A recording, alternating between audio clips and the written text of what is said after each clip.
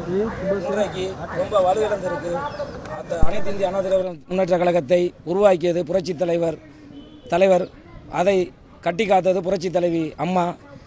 இன்றைக்கு அதிமுக இருந்த இடமே இல்லாத மாதிரி ஆகி போச்சு. ஏனென்றால் தலைமை சரியில்லை. அந்த தலைமை யார்? எடப்பாடி பழனிசாமி. இன்றைக்கு 10 தோல்வி எடப்பாடிங்கிற மாதிரி தான் இருக்குது. ஏன்னா இன்றைக்கி அதிமுக 10 தேர்தலை சந்திச்சிருக்கு, எல்லாத்துலேயுமே தோல்வி தான் அடைஞ்சிருக்கு. இன்றைக்கி வலிமையான ஒரு தலைமை வேணும். அது புரட்சித்தாய் சின்னம்மா தலைமை வந்தால் தான் நல்லாயிருக்கும். இன்றைக்கி சட்டமன்ற எலெக்ஷன் வருது. அதனால் அந்த தொண்டர்கள் எல்லாருமே இன்றைக்கி மன நொந்து சீரழிஞ்சு ரொம்ப கஷ்டப்பட்டு இருக்காங்க. ஏன்னா இன்றைக்கி அதிமுக அந்த நிலைமைக்கு கொண்டு போயிட்டார் எடப்பாடி. ஏன்னா இன்றைக்கி சட்டமன்ற 234 தொகுதியை வின் பண்ணணும், ஜெயிக்கணும், நல்லா வரணும்னா ஒரு ஆளுமை சக்தி வேணும் அதிமுகவுக்கு. அதற்கு அதிமுக எல்லாமே ஒன்றுபட வேண்டும்.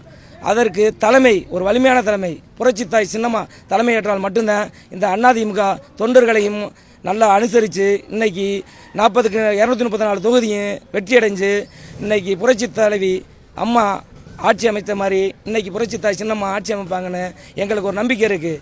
ஆகையால் புரட்சித்தாய் சின்னம்மா மட்டும் தலைமை ஏற்கணும்.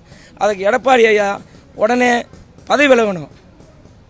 ஆனால் அதிமுக அத்தனை 1.5 கோடி தொண்டர்களை விருப்பமும் அதுதான். ஏன்னா இன்னைக்கு அதிமுக தொண்டர்கள் அத்தனை பேரும் நொந்து நூலாயிருக்காங்க. இன்னைக்கு திமுகவுடைய கைக்கூலியா வேலை செஞ்சுக்கிட்டு இருக்காரு. ஏன்னா இன்னைக்கு பாராளுமன்ற எலெக்ஷன்ல 7வது அணி, இன்னைக்கு 7வது அணியா டெபாசிட்டே இல்லை 7 தொகுதியில்.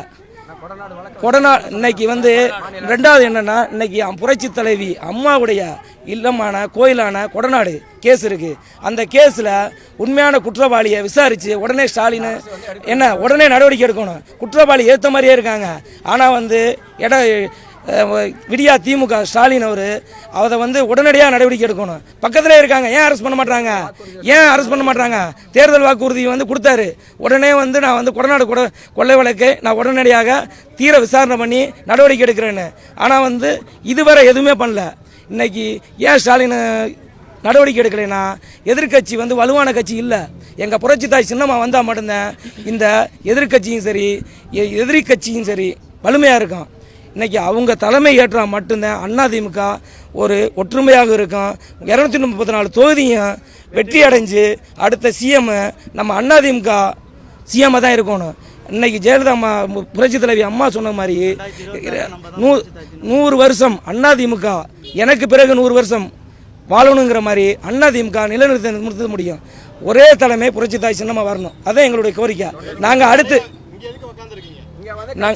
ஒன்றுபடணும், வலிமையான தலைமை வரணும். அது முற்றுகையிட போறோம்.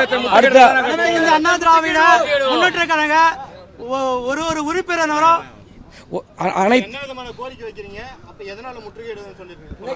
அதிமுக ஒன்றுபட வேண்டும்.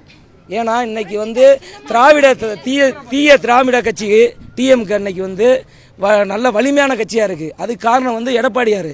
ஏன்னா அவர் கூறுபாடு வித்துட்டாரு, 4 பிரிவாக பிரித்து வித்துட்டாரு. அதனால் அதிமுக ஒன்றுபட வேணும், வலிமையான தலைமை வரணும். நாங்கள் சீக்கிரத்தில் இன்னைக்கும் இடலாம், நாளைக்கு இடலாம், இன்னும் 1 மணி நேரத்தில் இடலாம். அந்த ஒரு கோரிக்கை வேண்டாம். ஏன்னா எங்களுக்கு மனசு ரொம்ப வெறுத்து போச்சு. செய்திகளை உடனுக்குடனும் துல்லியமாகவும் தெரிந்து கொள்ள சப்ஸ்கிரைப் பண்ணுங்க.